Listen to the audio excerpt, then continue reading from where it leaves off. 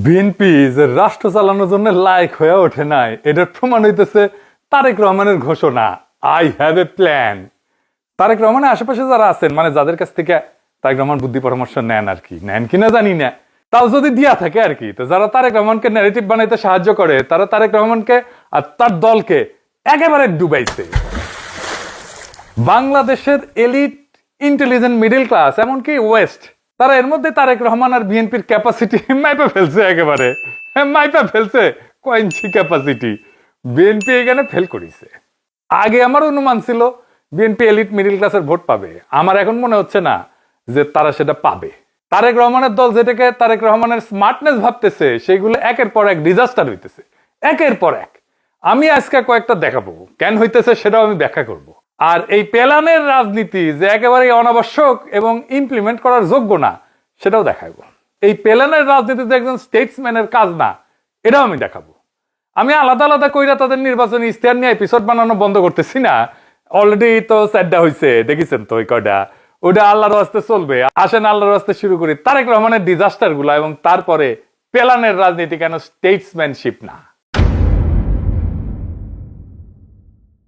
তারেক রহমান সাংবাদিকদের ডাকিছিলেন না, উডি তো মাহফুজা নামে একটা বক্তব্য দিছিল। আচ্ছা, একটা ইন্টারেস্টিং কথা কই, মাহফুজা নাম, মতিউর রহমান, ছায়ানার উদিসি কি তাদের ভিকটিম হুড নিয়ে কান্নাকাটি করতেছে, আমাকে রে মারিছে, আগুন জ্বালে দিছে, করছে না। যারা কইছিল এরা দুনিয়া উল্টে দিবে সিকুর পাইরা, ওদের জিজ্ঞেস করেন জোকের মুখে কোন নুন পড়িছে। যাই হোক, ওটি মাহফুজা নাম কইতেছে পরিবেশের এত বিপর্যয় হয়েছে যা আমাদের ভূগর্ভস্থ পানি স্তর 80 থেকে 90 গজ নিচে চলে গেছে। এখানে তারেক রহমান মাহফুজা নামকে থামায় বলতেছে না না না না 600 ফিট। শুনেন, আরেকটা হচ্ছে আমাদের আন্ডারগ্রাউন্ড ওয়াটার। জনাব তারেক রহমান সাহেব, আমরা কিন্তু আন্ডারগ্রাউন্ড ওয়াটার উত্তোলন করতে করতে, হ্যাঁ আমরা করেছি, এগ্রিকালচারে অনেক উন্নতি হয়েছে, কিন্তু গ্রাউন্ড ওয়াটার কিন্তু এখন প্রায় 80-90 মানে ইয়ার্ড নিচে চলে গেছে। হ্যাঁ, 600 ফিট। তো আপনি তো আমার চাইতে বেশি জানেন। So we have to address ইট। এবং এই সমস্ত ব্যাপারে আমরা স্বাধীন সাংবাদিকতা এবং আমি নিজে ডেইলি স্টার আপনাকে সর্বরকম সহযোগিতা করব। শুনেছেন তো মাহফুজানন্দ প্রভুপাদ এই নতুন প্রভুর কথা কেমনে আমোদ করে, কইতেছে আপনি আমার চেয়ে বেশি জানেন। আবার শুনেন, গ্রাউন্ড ওয়াটার কিন্তু এখন প্রায় 80-90 মানে ইয়ার্ড নিচে চলে গেছে। হ্যাঁ, 600 ফিট। তো আপনি তো আমার চাইতে বেশি জানেন। চাটার একটা চান্স পেয়েছে তো দিছে চাইটা। তারেক রহমান এত কনফিডেন্ট হয়ে কেমনে কইলো 600 ফিট নামিছে? এটা কি তার সাবজেক্ট? তার সাবজেক্ট তো না, তার সাবজেক্ট হইলো তার একবার দেখে নেওয়া উচিত, তাই না? তার তো ডেটা ভুল। পানির স্তর 600 ফিট নামে নাই, কত ফিট নামিছে সেটা আরেকটু দেখি, আসেন। ঢাকার ভূগর্ভস্থ পানির স্তর 1990-এর দশকে 25 মিটার গভীর থেকে পাওয়া যেত, 10 সালে 60 মিটার, আর 23-24 সালে 85 থেকে 65 মিটার নিচে পাওয়া যাচ্ছে। মানে আগের তুলনায় পানির স্তর অনেক নিচে নামিছে, এটা সত্য। মাহফুজা নাম ঠিক কথাই কইছে, মাহফুজা নাম ঠিক ডেটাই দিছে, তারেক রহমান ভুল কইছে। কিন্তু মাহফুজা রহমান এতই স্যাটপি যে নিজে যে ঠিক কইছে এটা কবিতাটি, এই জন্যই রাষ্ট্র বিপদে পড়ে। তারেক রহমানের সামনে যায় কবে আপনি আমার চেয়ে বেশি বুঝেন, এটা কইলে যদি একটু সদয় হয় তারেক রহমান। কিন্তু আসলে ওই ঠিক কইছে। প্রত্যেক বছরই ঢাকার ভূগর্ভস্থ পানির স্তর 1 থেকে 3 মিটার নিচে নেমে যেতেছে। পানি উন্নয়ন বোর্ডের মতে 86 মিটার নামছে, এটা একদম ডেটা টেটা সব আছে।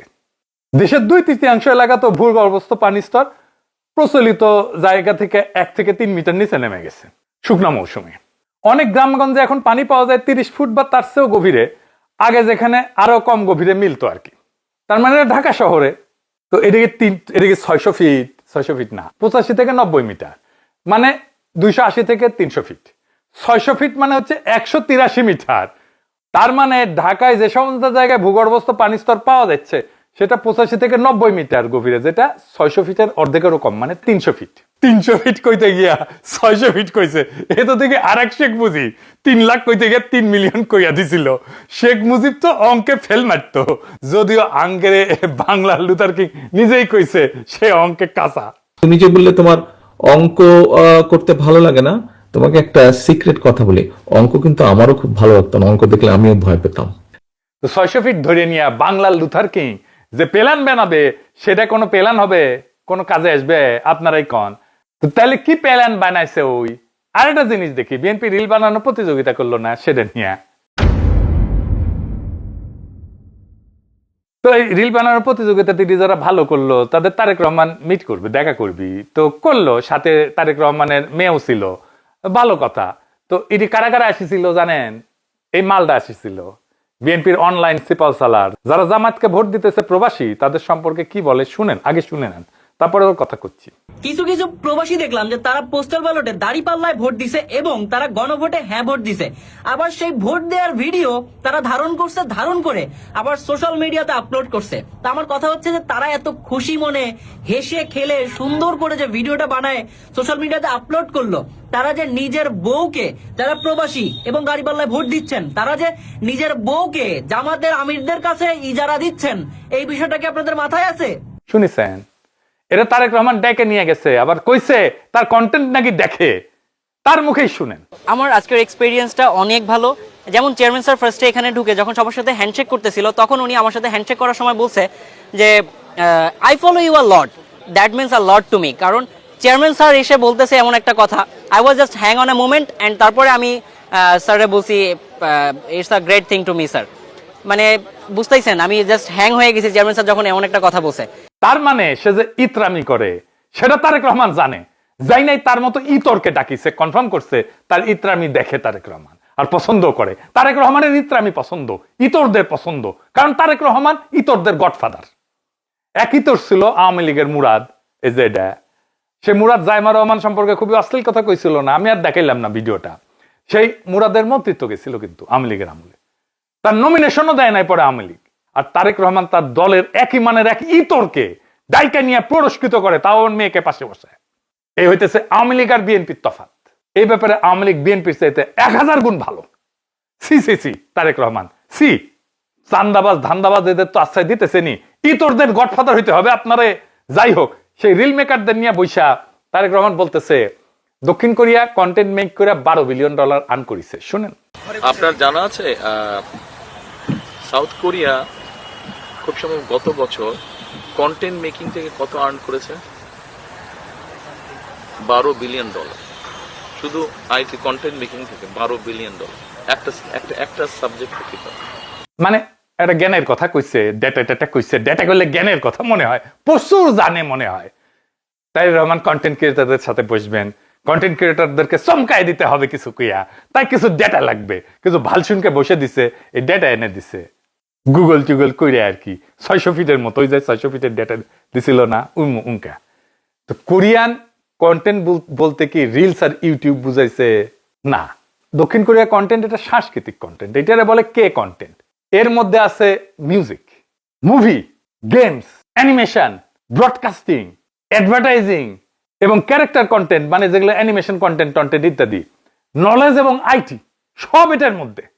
এমনকি ওয়েবটুনও আছে। এই সব মিলা বিশ্বব্যাপী রপ্তানি থেকে আয় করছে এত টাকা, $12 বিলিয়ন। এটা দেখেন, এটা দেখাইছে। এই যে এর উপরে আরো অনেক দেশ আছে, ফ্রান্স আছে, ইত্যাদি আছে। এটা রিলস আর ইউটিউবের আয় না। কে কন্টেন্ট কোরিয়াতে গাড়ি, শিপ বিল্ডিং এর মতো একটা স্ট্র্যাটেজিক সেক্টর, আলাদা মন্ত্রণালয় আছে, বাজেট আছে, এক্সপোর্ট টার্গেট আছে। এখানে কোরিয়া ক্রিয়েটিভ কন্টেন্ট এজেন্সি বলে একটা জিনিস আছে, কেন্দ্রীয় ভূমিকা রাখে। তারা ফান্ডিং করে, ইনকিউবেশন করে এবং ওভারসিজ মার্কেট অ্যাক্সেসের জন্য কাজ করে। এইখানে এই কালচার কে কন্টেন্ট হচ্ছে রাষ্ট্রীয় সম্পদ। এটার আবার একটা স্পিল ওভার ইন্ডাস্ট্রি আছে, মানে এইটা দেখে দেখে অন্য ইন্ডাস্ট্রিগুলোতে যেটা ইফেক্ট পড়ে, যেটার মধ্যে ফ্যাশন আছে, কসমেটিক্স আছে। এই জন্যই জানি এই ইকোনমি সম্পর্কে আর কি। আমার একটা ট্রেনিং হয়েছিল যে আমার হয়েছে যন্ত্রণা, আমার আবার জাস্টিফাই করে দেওয়া লাগে কই থেকে জানিছি এইসব। আমি এসব কইলে বিএনপির ভালচুনগুলো আইসা কয় আমি নাকি সব জানতা। ওই তো আশেপাশে সব মূর্খসোদাদেরকে দেখে, তাই ওই ভাবে ওদের মতো সবাই মূর্খসোদা। যাই হোক, এবারে আসেন দেখি কেন তারেক রহমানের প্ল্যানগুলো ডিজাস্টার হইতেছে। তার যে সমস্ত স্পেকটাকল করার চেষ্টা করতেছে সেগুলো সবগুলো ডিজাস্টার হইতেছে। আসেন দেখি। বিএনপির বুদ্ধিজীবীদের একটা জায়গা আছে অনলাইনে, জানেন না? এই যে এটি বিএনপি সব প্ল্যানের মাস্টারদের পাবেন আর কি, কারা প্ল্যান গুলা করিছে। আমি একটা এক্সাম্পল দেখাই, যারে দেখাবো সে হেলথ নিয়ে প্ল্যান করিছে। হ্যাঁ আমি জানি, মানে অনেকের মধ্যে একজন, সে না একা না, প্রফেশনালি সাকসেসফুল সিঙ্গাপুরে কাজ করে, অ্যাসোসিয়েট প্রফেসর বোধহয়, পুরাই একটা এডুকেশন, ব্রেনটা ভরা, ব্রেইনফুল পার্সন। কিন্তু দেখেছেন তো কি স্বাস্থ্য ফেলান বান আছে, দেখেছেন 180 দিনের মধ্যে কি কি করবে করছে। এর আগে ও কি করছে শোনেন, তারপরে বুঝবো যে আসলে কেন ওরা ভুল করিচ্ছে আর কি। আসেন তারপরে সমস্যাটা করছি শুনেন। আমার মিনিস্ট্রি অফ হেলথে একজন ডাক্তারও নাই। মিনিস্ট্রি অফ হেলথ ডাক্তার না, সরি, একজনও হেলথের ব্যাকগ্রাউন্ড নাই। মানে আমি কথাটা একটু এক্সাজারেট করলাম, একজনও নাই হয়তো ব্যাপারটা তা না, হয়তো একজন আছে। বাট হওয়ার কথা তো ছিল সবাই হেলথ ব্যাকগ্রাউন্ড। আমি বলছি না তাকে ডাক্তার হতে হবে, কিন্তু তার হেলথ সম্পর্কে তো জানতে হবে। তুমি সচিবের খবর নাও, আমি জানি না উনি কে, ওনার নামও আমি জানি না, কোন ব্যাকগ্রাউন্ড থেকে জানি না। আমি তোমাকে গ্যারান্টি দিতে পারি he is not from health background. সে এমন একটা ব্যাকগ্রাউন্ড, সে জীবনে কোনোদিন হেলথ চালায় না। শুনেছেন তো, মনে হইতেছে না বাস চমৎকার কথা। তো মন্ত্রণালয়গুলো চালাবে তো সাবজেক্টের লোকেরা, স্বাস্থ্য মন্ত্রণালয় ডাক্তার, গণপূর্ত সিভিল ইঞ্জিনিয়ার, ফিনান্স চালাবে ইকোনমিক্সরা, তারপরে ফিনান্সের লোকেরা, অ্যাকাউন্টিং এর লোকেরা, জনপ্রশাসন চালাবে এইচআর এর লোকেরা, প্রতিরক্ষা চালাবে আর্মি জেনারেল, স্বরাষ্ট্র চালাবে পুলিশের লোক, তাই না? এরা রাষ্ট্র আসলে কি, রাষ্ট্র কেমনে চলে এটাই বুঝতে পারেনি, জানেও না। রাষ্ট্রকে কর্পোরেশন ভাবিছে। ব্যুরোক্রেসি আসলে কি করে, ব্যুরোক্রেসির কাজটা কি, এটা আগে পরিষ্কার হওয়া দরকার। আসেন এটা বুঝে দেখি। ব্যুরোক্রেসির কাজ জ্ঞান উৎপাদন করা না, পলিসি তৈরি করা না। ব্যুরোক্রেসির কাজ জ্ঞানকে শাসনযোগ্য কাঠামোর রূপ দেওয়া, দুটো এক জিনিস না। এটা গুলে ফেললে বিপদ। ব্যুরোক্রেসিতে বরং সাবজেক্ট এক্সপার্ট থাকা উচিত না। বাংলাদেশের আমলাতন্ত্র সেক্রেটারিয়েতে সচিব টচিব যারা আছেন আর কি, তারা বুঝে দেখেন কাদেরকে আপনারা ব্যাক করিচ্ছেন। দেখেন ব্যুরোক্রেট যদি সাবজেক্ট এক্সপার্ট হয় তাহলে সে মতাদর্শী খেলোয়াড় হয়ে যায়। সে ডেটা শুনবে না, কারণ সে নিজে জানে তো। সে কনসালটেশনকে দুর্বল করে ফেলবে, সে ভিন্ন মতকে থ্রেট ভাববে। এটা আধুনিক রাষ্ট্রের ডিজাস্টারের ফর্মুলা। পৃথিবীর কোথাও সাবজেক্ট এক্সপার্ট ব্যুরোক্রেট নাই। আপনি পৃথিবীর যে কোনো কার্যকর রাষ্ট্র দেখেন, ফাইন্যান্স মিনিস্ট্রিতে সবাই অর্থনীতিবিদ না, পূর্ত মিনিস্ট্রিতে সবাই ইঞ্জিনিয়ার না, ডিফেন্স মিনিস্ট্রিতে সবাই জেনারেল না, হেলথ মিনিস্ট্রিতে সবাই ডাক্তার না। এটি স্বাভাবিক, কারণ রাষ্ট্র চলে ডিভিশন অফ লেবার দিয়া, ফিউশন অফ ইগো দিয়া না। মানে হেলথ মিনিস্ট্রির কাজ কি? হাসপাতাল বানানো, বাজেট বরাদ্দ করা, বাজেট ম্যানেজমেন্ট করা, হিউম্যান রিসোর্স ম্যানেজমেন্ট করা, মানে মানব সম্পদের ম্যানেজমেন্ট করা, প্রকিউরমেন্ট পলিসি কোঅর্ডিনেশন করা, ক্রাইসিস ম্যানেজমেন্ট করা, তাই না? এর বাইরে তো কিছু না। কিন্তু ধরুন রোগ নির্ণয় করা, চিকিৎসা পদ্ধতি ঠিক করা, ক্লিনিক্যাল গাইডলাইন লেখা, এগুলো কার কাজ? এগুলো ডাক্তার গবেষকদের কাজ, পাবলিক হেলথ এক্সপার্টদের কাজ, এপিডেমিওলজিস্টদের কাজ। এইটা করে আলাদা প্রতিষ্ঠান, যেমন আমেরিকাতে আছে সেন্টার ফর ডিজিজ কন্ট্রোল, এইরকম প্রতিষ্ঠান করে। তো সেন্টার ফর ডিজিজ কন্ট্রোলকে মিনিস্ট্রি বানাই দিলে হবে? হেলথ ব্যুরোক্র্যাটের কাজ হলো এই যে জ্ঞানগুলো আসবে এক্সপার্টদের কাছ থেকে, এটাকে কিভাবে সিদ্ধান্তে, বাজেটে, সিস্টেমে ঢুকবে, এটা নিশ্চিত করা। এই জন্যই centre for disease control type body থাকে। আমেরিকার স্বাস্থ্য সংক্রান্ত সব নীতি কৌশল বানায় এই সিডিসি। তো মন্ত্রণালয়ের পাশে সিডিসির মতো একটা ইনস্টিটিউট লাগে কেন? লাগে এই জন্যেই যে ওইটা থেকে পলিসি আসবে, এখান থেকে ইমপ্লিমেন্টেশন হবে। সিডিসি মন্ত্রণালয় হয় না কেন? ওই তো চাচ্ছে সিডিসি কে মন্ত্রণালয় বানায় ফেলতে। মন্ত্রণালয় হচ্ছে এক্সিকিউটিভ বডির মধ্যে কোঅর্ডিনেট করে, সে নীতি বাস্তবায়ন করে ফ্রেমের মধ্যে। একটা ম্যাচিউর রাষ্ট্র ব্যুরোক্রেটকে নিউট্রাল কোঅর্ডিনেটর রাখে, সাবজেক্ট এক্সপার্টকে ইন্ডিপেন্ডেন্ট অ্যাডভাইজার রাখে, সিদ্ধান্ত নেয় ইনস্টিটিউশনাল প্রসেস দিয়া, ব্যক্তির জ্ঞান না, সিস্টেমের জ্ঞান ব্যবহার করিয়া। এই জন্য ভালো রাষ্ট্র বলা হয় তাকেই। এটা ইংরেজিত কইছে, আমি এটা বাংলা কইরা কইতেছি, ইংরেজি যেহেতু কইছে ঠিক আছে, তাই না? মানে ইনস্টিটিউট বা রাষ্ট্র এমন হইতে হবে যেন সব চাইতে স্মার্ট মাইন্ডসেট চাইতো রাষ্ট্র প্রসেস স্মার্ট হয়। বুঝেছাও? ব্যুরোক্রেসির কাজ ডাক্তার হওয়া না, ডাক্তারদের শোনা, শিক্ষক হওয়া না, শিক্ষাকে সংগঠিত করা, অর্থনীতিবিদ হওয়া না, অর্থনীতিকে শাসনযোগ্য করা। যে রাষ্ট্র ব্যুরোক্রেসিকে সব জানতা বানায়, সেই রাষ্ট্র শেষ পর্যন্ত ডিজাস্টার হয়, পুইরা সে রাষ্ট্র শেষ পর্যন্ত ভেঙ্গে চুরে পড়ে। এইখানে জ্ঞান চুপ করে, ক্ষমতা কথা বলে, আর নীতির জায়গায় অহংকার বসে। এখানে রাষ্ট্র নীরবে পতন ঘটে। এই একই মাইন্ডসেট থেকে তারেক রহমানের আই হ্যাভ এ প্ল্যান কথাটা আসছে। কিরকম? রাষ্ট্র চালাইতে প্ল্যান লাগে না। কেন লাগে না? রাষ্ট্র কোনো পাওয়ার পয়েন্ট প্রেজেন্টেশন না, রাষ্ট্র কর্পোরেশন না। রাষ্ট্র এমন একটা জিনিস না যেখানে একবার প্ল্যান বানায় 5 বছর চালানো যায়। এখানে মেলা ভ্যারিয়েবল কাজ করে, মেলা, জাতীয়, আন্তর্জাতিক, পরিবেশ, পৃথিবী, সবকিছু মিলে অসংখ্য ভ্যারিয়েবল, যেটা প্রতি মুহূর্তে চেঞ্জ হয়। আপনি দেখতেছেন না? মানে আমার রাষ্ট্র কেমন চলবে, এটা আমেরিকা কি করতেছে সেটার উপরে ডিপেন্ড করে আমার প্ল্যান বলতে যাবে। তো ট্যারিফ বদলে দিল, আমার সবকিছু প্ল্যান চেঞ্জ হয়ে যাবে। একটা নতুন ইনোভেশন হইলো, সব প্ল্যান চেঞ্জ হয়ে যাবে। আর্টিফিশিয়াল ইন্টেলিজেন্স আসলো, সব প্ল্যান চেঞ্জ হয়ে যাবে। আমি কখনোই আগের প্ল্যানে রাখতে পারবো না। একটা দেশে একটা যুদ্ধ লাগলো, সব প্ল্যান চেঞ্জ হয়ে যাবে। এমনকি কর্পোরেশনও কোনো প্ল্যান এইভাবে 1 বছরের প্ল্যান করে এক্সিকিউট করা যায় না। প্ল্যান একটা সর্বোচ্চ অনুমান, আর এই অনুমান তখনই ভেঙে পড়ে যখন বাস্তবতা বদলায় যায়। প্ল্যান ধরে নেয় ভবিষ্যৎ জানা, কিন্তু ভবিষ্যৎ জানা থাকে না, এটাই বাস্তবতা। আর প্ল্যান এভাবে করা যায় না, কারণ রাষ্ট্রের বাইরে থেকে, রাষ্ট্র কাঠামোর বাইরে থেকে, ব্যুরোক্রেসির বাইরে থেকে আমি আমার রাষ্ট্রের, বাংলাদেশ রাষ্ট্রের শক্তি দুর্বলতা এগুলো কিছুই জানি না। আমি আমার ব্যুরোক্রেসি কতটুকু পাওয়ারফুল সেটা জানি না, কতখানি এফিসিয়েন্ট সেটা জানি না, কতখানি দক্ষ সেটা জানি না। তো আমি এমন একটা জিনিসের উপরে বৈশাখ প্ল্যান করতেছি, জানি না যে আমার প্ল্যানটা এক্সিকিউট করবে তার শক্তিটা কেমন। কোম্পানি জানে, কারণ কোম্পানি তো রিক্রুট করে। তারেক রহমান তো রিক্রুট করেনি সচিবদেরকে, সে তো জানে না রাষ্ট্রের রিসোর্স কতটা গভীর, কোন স্ট্র্যাটেজিক এগ্রিমেন্ট আছে কিনা। আজকে যে মিত্র রাষ্ট্রের, কালকে সে শত্রু হয়ে যাবে। আজকে যেটা বাজার, কালকে সেখানে নিষেধাজ্ঞা বসবে। আজকে যে প্রযুক্তি, কালকে সে অপ্রাসঙ্গিক হয়ে যাবে। প্রত্যেক দিন নতুন কন্ডিশন তৈরি হয়, যুদ্ধ, ভাইরাস, মহামারী, মুদ্রাস্ফীতি, জলবায়ু সংকট, আর্টিফিশিয়াল ইন্টেলিজেন্স, সামাজিক বিস্ফোরণ। এই দুনিয়ায় আগাম প্ল্যান কাজ করে না, করবে না। জোর করে এইভাবে প্ল্যান কাজ করানো যায় না। তাহলে প্রশ্নটা পরিষ্কার, রাষ্ট্র চালাইতে তাহলে কি লাগে? রাষ্ট্র চালাইতে লাগে ডক্ট্রিন, যে আমি কিভাবে সিদ্ধান্ত নেব, কিসের ভিত্তিতে সিদ্ধান্ত নেব, সেটারে বলে ডক্ট্রিন। আমার ওইটা জানা থাকতে হবে। লাগে ইনস্টিটিউশনাল ইন্টেলিজেন্স, লাগে অ্যাডাপটিভ ক্যাপাসিটি, ফ্লেক্সিবিলিটি লাগে। প্ল্যান কি বলে, বলে আমরা কি করব, আর ডক্ট্রিন কি বলে, কিভাবে সিদ্ধান্ত নেব। প্ল্যান সবসময় স্থির, ডক্ট্রিন জীবন্ত। ডক্ট্রিন মানে পরিবর্তনের ভেতরেও দিক না হারানো, পথ না হারানো। ডক্ট্রিন মানে কনফিউশনের মাঝে সিদ্ধান্ত নেওয়ার নীতি। আজকের বাস্তবতায় ডক্ট্রিন আজকের সিদ্ধান্ত নেয়, কালকের বাস্তবতায় কালকের সিদ্ধান্ত নেয়, কিন্তু একই নৈতিক প্রাতিষ্ঠানিক মেরুদণ্ডের উপর দাঁড়ায়। ডক্ট্রিন অ্যান্ড ইনস্টিটিউশনাল ইন্টেলিজেন্স আর অ্যাডাপটিভ ক্যাপাসিটি, তিনটে জিনিস লাগে। শক্ত রাষ্ট্রের হাতে প্ল্যান থাকে না, শক্ত রাষ্ট্রের হাতে থাকে ডিসিশন মেকিং গ্রামার। এই গ্রামার শেখায় কখন অপেক্ষা করতে হবে, কখন ঝুঁকি নিতে হবে, কখন পিছাইতে হবে, কখন আঘাত করতে হবে, কখন চুপ থাকে সবচেয়ে শক্তিশালী সিদ্ধান্ত।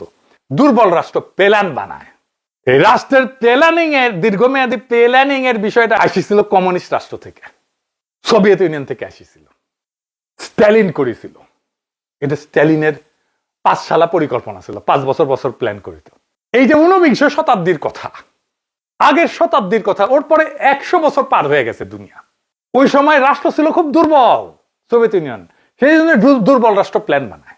রাষ্ট্র যত শক্ত রাষ্ট্র জাজমেন্ট তৈরি করে, কারণ প্ল্যান ব্যর্থ হইলে রাষ্ট্রই ভেঙে পড়ে। ডক্ট্রিন থাকলে রাষ্ট্রের রূপ বদলায় কিন্তু ভাঙে না। এই কারণে ইতিহাসে টিকে থাকে তারা।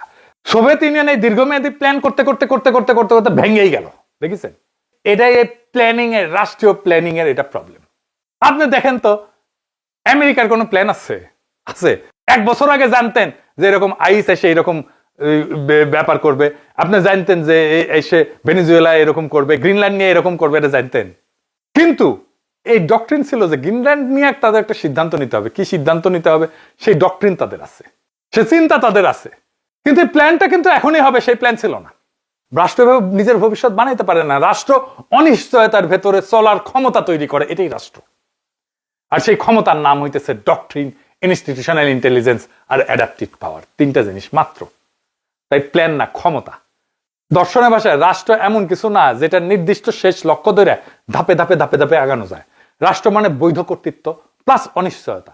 প্ল্যান ধরে নয়, অনিশ্চয়তা নিয়ন্ত্রণে আছে, কিন্তু রাষ্ট্রের কাজই হচ্ছে অনিশ্চয়তার ভেতরে শাসন করা। এইখানে প্ল্যানটা ভেঙে পড়ে। ধরেন আপনি ক্ষমতা আসলেন, আপনার নির্বাচনী প্ল্যানে লেখা ছিল ব্যুরোক্রেসি কাজ করবে, ইকোনমি ঘুরে দাঁড়াবে, আপনি পলিসি পাল্টাইতে পারবেন, আপনি চুক্তি বদলাইতে পারবেন, ব্যুরোক্রেসি এফিশিয়েন্ট, ফাইল ঠিক মতো চালায় চলে, ঘুষ ছাড়াই, মিড লেভেল অফিসাররা দক্ষ। আপনি এসে দেখলেন যে ইকোনমি ধারণার চেয়ে তো দুর্বল, রেভিনিউ লিকেজ সর্বত্র। কি করবেন? এরশাদ হটার পরে শাহাবুদ্দিন রে আমরা তত্ত্বাবধায়ক সরকারের প্রধান বানাইছিলাম 90-এ। সে তো প্রধান বিচারপতি ছিল। সে কইছিল আমি দেশের অবস্থা যা ভাবছিলাম তার চেয়ে অনেক খারাপ। প্রফেসর ইউনূসী এসে তো কইছে সবকিছু লটর ভটর হয়ে আছে, বলছেন না? সব লটর পটর অবস্থার মধ্যে আছে, কোনোটাই ঠিক বলতে চলে না। তো দেখছেন, আর বাইরে থেকে দেখে একরকম মনে হয়, ভিতরে যে আর একরকম মনে হয়। কারণ বাইরে থেকে ধরে নিয়েছিল যন্ত্রটা ঠিক মতো কাজ করবে। তো রাষ্ট্রযন্ত্রটাই যদি বিকল হয়, প্ল্যান দিয়ে সেই যন্ত্র ঠিক করা যায় না। আই হ্যাভ এ প্ল্যান, এটা স্টেটসম্যানশিপের বিপরীত। এটা শুনতে আধুনিক লাগে, আই হ্যাভ এ প্ল্যান, আত্মবিশ্বাসী মনে হয়। কিন্তু রাষ্ট্রের ইতিহাস জানলে, রাষ্ট্রের দর্শন বুঝলে এই বাক্য শুনে ভয় লাগার কথা। রাষ্ট্রনায়ক কখনো প্ল্যান বানায় না। তাহলে স্টেটসম্যান কাকে বলে? স্টেটসম্যান সে না যে সে সব প্রশ্নের উত্তর জানে। তারেক রহমান যেটা বোঝানোর চেষ্টা করে আমি সব জানি, আমার কাছে সব তথ্য আছে। এই যে 600 ফিট আর রিলস দিয়ে বুঝাইছে না স্টেটমেন্ট, সে যে জানে সব প্রশ্নের উত্তর একসাথে জানা সম্ভব না। সে নিজেকে এক্সপার্ট ভাবে না, সে নিজেকে প্ল্যানার ভাবে না, সে নিজেকে সিস্টেমের উপরে দাঁড় করায় না, সে নিজেকে দেখে ইনস্টিটিউশনাল ইন্টেলিজেন্সের রক্ষক। এই হিসাবে সে যখন বলে আই হ্যাভ এ প্ল্যান, সে আসলে বলতেছে রাষ্ট্র আমার মাথার ভেতরে, জটিল বাস্তবতা আমার নকশায় ধরা পড়বে, আমি সব পথে বেশি বুঝি। এটা রাষ্ট্রনায়কত্ব না, এটা চিফ প্ল্যানার সিনড্রোম। রাষ্ট্রনায়ক আর রাষ্ট্রের চিফ প্ল্যানার এক জিনিস না। পরিকল্পনা মন্ত্রণালয়ের প্রধান না সে, এনে বিপদ। আধুনিক রাষ্ট্র কি শেখায়? আধুনিক রাষ্ট্র একটা কথা পরিষ্কার জানে, সিস্টেমটা এমন হইতে হবে যেন সবচেয়ে বুদ্ধিমান মানুষ, দেশের সবচেয়ে বুদ্ধিমান মানুষটার চাইতে সিস্টেম বেশি বুদ্ধিমান হয়। কারণ মানুষ ভুল করে, মানুষ অহংকারী হয়, মানুষ নিজের প্ল্যানের প্রেমে পড়ে যায়। ভালো সিস্টেম ভুল ধরতে পারে, নিজে ঠিক করতে পারে, নিজেকে নিজে ঠিক করতে পারে, প্রয়োজনে নেতার বিরুদ্ধে দাঁড়াইতে পারে। এটাই সবচেয়ে বড় সমস্যা যে তারেক রহমান স্টেটসম্যান না হইতেছে, প্ল্যানার হইতে চাইতেছে। সে বলতে পারতো আমি প্রতিষ্ঠান শক্ত করব, আমি সিদ্ধান্ত ব্যক্তির হাতে থেকে বের করব, আমি প্রতিষ্ঠানটাকে শক্তিশালী করব, ইনস্টিটিউশন গুলোকে দাঁড় করাবো, আমি এমন রাষ্ট্র বানাবো যেটা আমাকে ছাড়াও চলবে। কিন্তু সে বলতেছে আই হ্যাভ এ প্ল্যান। এই বাক্যের রাষ্ট্র ছোট হইতে হয়, নেতা বড় হয়। আর ইতিহাস বলে যখন নেতা বড় সেখানে রাষ্ট্র দুর্বল। রাষ্ট্র কোনো প্ল্যানার নেতা সহ্যই করতে পারে না, এটা ফিট করে না রাষ্ট্রের সাথে। কারণ প্ল্যান ব্যর্থ হইলে সংশোধনের জায়গা থাকে না, ভিন্ন মত শত্রু হইয়া যায়, সিস্টেম চুপ করে থাকে, ক্ষমতা কথা বলতে শুরু করে।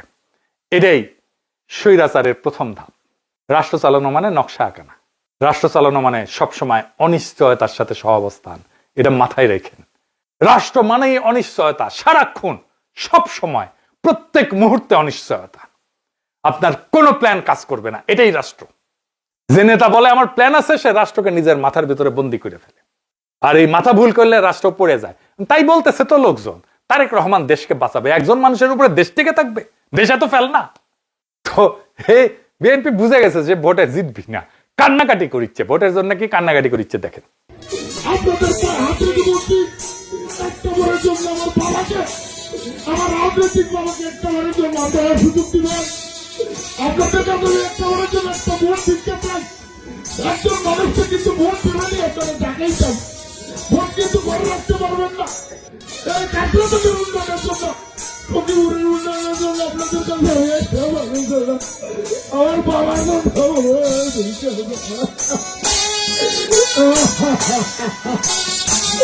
আপনারা মোদি বাবাকে সম্পদে বাড়াবে।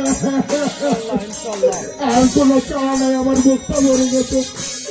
আপনারা আমাকে যে সম্মানিত করেছেন, আপনাদের ঋণ আমি আর কোনোদিন শোধ করতে পারবো না। আপনারা একটি করে প্রতি আমাকে রেডি করবেন, আপনাদের পাশে যেন আমার জীবনে স্মরণ করতে পারি।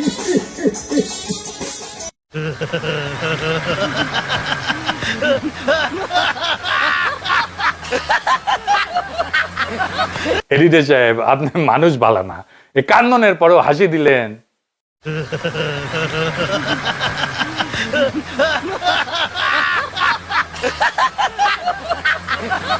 এই আবারও হাসি দিলেন না, আপনাকে আর মানুষ করা যাবে না। তো যাই হোক, বিএনপি নির্বাচনে হারবি, কারণ তারা মানুষের সামনে ভীষণ দেখায় না, তারা মানুষের সামনে ভুল আত্মবিশ্বাস দেখায়। রাষ্ট্র চালানো কোনো স্টেজ শো না, স্পেকটাকল না। রাষ্ট্র চালানো কোনো রিলসের প্রতিযোগিতা না। রাষ্ট্র চালানো মানে আই হ্যাভ এ প্ল্যান বলে হাততালি নেওয়ার খেলা না। রাষ্ট্র চালানো মানে ভুল স্বীকার করার ক্ষমতা, সিস্টেম বানানোর ক্ষমতা, নিজেকে ছোট করে প্রতিষ্ঠানকে বড় করার ক্ষমতা। এটাই রাষ্ট্র, এটাই রাষ্ট্র নেতার কাজ। বিএনপি আজকে যা করতেছে, তারেক রহমান যা করতেছে, ওইটা রাষ্ট্র নির্মাণের কাজ না, ওইটা ক্ষমতা দখলের সাইড প্রেজেন্টেশন। আর এলিট বলেন, মিডল ক্লাস বলেন, এডুকেটেড সোসাইটি বলেন, পশ্চিম বলেন, সবাই এক জিনিসটা আগে বোঝে, যে দলের নেতা ডেটা ঠিক মতো বলতে পারে না, মোতায় রাখতে পারে না, সে দলের মেধা নাই, চাটুকারিতা দিয়া চলে। যে দলের প্ল্যানার মানে নিজের মাথা, সে দল ক্ষমতায় গেলে রাষ্ট্রকে জিম্মি করে ফেলবে। এরা নির্বাচন যাইতে পারে, প্রচারণা চালাইতে পারে, এবং আমি মনে করি ধানের শীষ এবার ভালো করবে, অনেক ভালো করবে। গত নির্বাচনের চাইতে 20 গুণের মতো বেশি সিট পাবে। গত নির্বাচনে তো 5টা পেয়েছিল, তাই না? তো তাহলে 20 গুণ হলে কয়টা হয় হিসাব করে নেন। বিএনপির রাষ্ট্র চালানোর কোনো ক্ষমতাই নেই, ওদের ওই হ্যাডমই নাই, রাষ্ট্র বুঝেই না। রাষ্ট্র যে বিচক্ষণতা দিয়ে চলে, যে ইন্টেলিজেন্স দিয়ে চলে, সে বিচক্ষণতা পুরা বিএনপির সিস্টেমের মধ্যে নাই। সেজন্য ওইখানে বাংলাদেশের ভবিষ্যৎ নাই। আজ থেকে মনে রাখবেন, বিএনপির সমস্যা ইস্তেহার না, বিএনপির সমস্যা তারা এখনো রাষ্ট্র শেখে নাই, তারা রাষ্ট্র বোঝে নাই, রাষ্ট্র কেমনে চলে কেমনে চালাইতে হয় সেটা জানে না। তারা নির্বাচনে শুধু অংশ নেয় কিন্তু ভবিষ্যৎ বানায় না। আমরা সেই ভবিষ্যৎ বানাবো, সেই ভবিষ্যতের পথে যাত্রা শুরু হবে 12ই ফেব্রুয়ারি নির্বাচনের মধ্যে দিয়ে। সেই দিন আমরা বাংলাদেশের জনগণকে আবার বিজয়ী করব ইনশাল্লাহ। ইনকিলাব জিন্দাবাদ।